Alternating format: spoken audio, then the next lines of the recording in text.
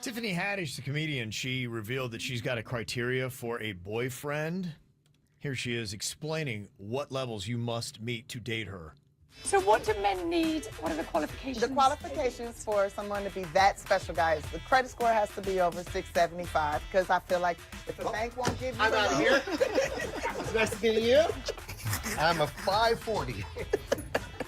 Which way do I go? like I said, I'm a firm believer that credit score shows a lot about a person, and if a bank wouldn't be willing to give you a loan for a home, why would I be willing to let you be in my body? Okay. So she really wants that credit score at 675. She said it's all about reflecting financial responsibility and character. Are you responsible enough to maintain that kind of credit score? Do you have your life together? And if you're a mess, she don't want any part of you. She's got a lot to lose. Right. And she doesn't want to be with somebody who's going to bring her down. I was just kind of curious how many people have that same standard on a credit score. It's an interesting number to have as a standard for dating somebody. And how do you find somebody's credit score out? Right, exactly. I don't know that. I mean, they themselves typically, a lot of times, you have to go and ask special requests for that to get your own credit score. So I don't know how she gets anybody else's unless she just blatantly asks them, what's your credit score? Prove it. Maybe she Show me does. your credit score and then prove it to me that that is your number. What's Yeah. considered excellent for a credit score? Do you guys know? I don't know. I'm Over not sure. 700. So over 700, Maybe that's- over 750. that's- Excellent. That's excellent. Yeah, All right. I Okay. think. Well, that's not confident. Well, I think over 700 is considered good. Okay. Real good. So she's at a demanding level, but it's not anything that's insane to be at 675. Right. Okay. That just means you're paying your bills on time. You've got decent credit. The bank trusts you. Yeah. They'll give you credit. They're not not going to give you credit. You're not in the upper echelon of people, but you're dateable according Okay. to her.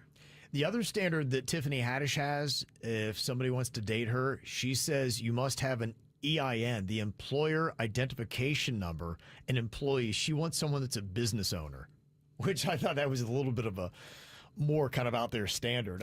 The credit score, I'm like, okay, everybody's going to have that, but you wouldn't date somebody that's not a business owner or doesn't have employees. Interesting. Yeah, that one I thought was kind of odd. She's also doing a bit here. She's doing shtick. She's getting people talking. Could She be. wants to get people like Kevin talking about her. Yeah. Yeah, it's kind of interesting. People were saying on the credit score, 700 is great, 850 is the highest you can get. 850. Yeah, and if you want to be in an excellent level, it's over 800.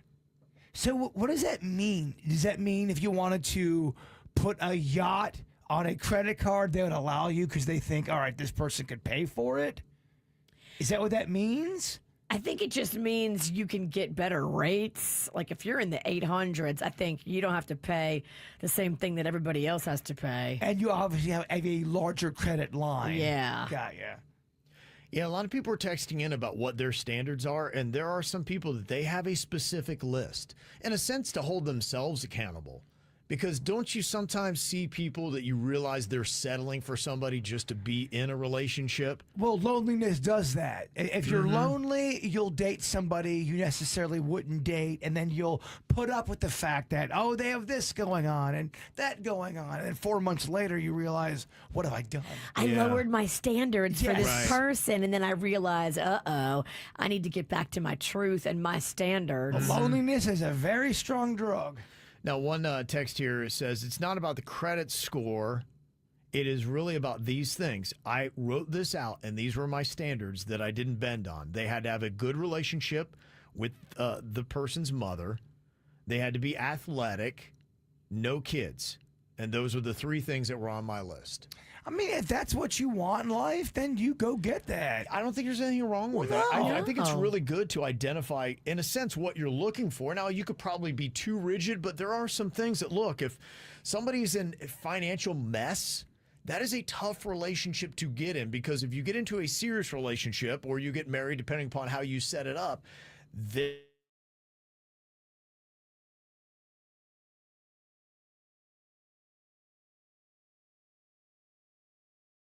Their financial troubles will be your financial troubles. With them. I don't When want to it- be a step Yeah, parent. when it comes to a relationship, I want nothing to do with that. So why would you get yourself in a situation where you're now a step parent when you don't want to do that? You're already going in there angry. Yeah. Yeah. Unless you have a Hallmark movie moment and the kid crawls into your heart and you love it. Yeah. I don't think there's anything wrong with that. I think it's probably a pretty good idea that if you don't already have a list of standards, and maybe it's in your head, but it may not be a bad thing to write down, because in a moment of weakness, you might get into a relationship and realize, I am violating one of my core standards to date someone. Maybe I shouldn't be doing this. Make a list for yourself preemptively. Yep. And just be honest with yourself, and then you don't have to be mean about it. If you're talking with somebody and y'all don't jive, it doesn't have to be something that's the end of the world. I don't think there's anything mean about it at all. I think it's you just setting standards for yourself and then just living up to those standards. Oh man, I know some people. They are stuck in a relationship. Neither one of them like each other. They're not honest with one another. They're two strangers living in this world. I don't know, out of politeness or out of the uncomfortable of being honest with one another. I think maybe we're set a little bit different because all we do is get daily emails of people in miserable relationships. And sometimes when they spell it out, I don't even read a lot of the emails that I get. I'm like, just read back your own email. Yeah. Just read it back and listen to what you're saying. You know the answer Right. already. We don't have to waste our time with this because this is a slam dunk. This is a complete breakup, and there's no questions. You shouldn't have even been in the situation in the first place. If you would have had a list of standards, you wouldn't have been dating this person that's creating all this grief for you. Look, I think there's times where you're in a relationship like that and you're in there to learn something. Yeah. And then there gets to a point where now you're living in wasted time. Nobody wants to live in wasted time. Amen. Absolutely. This is how we do. It's the KVJ Show.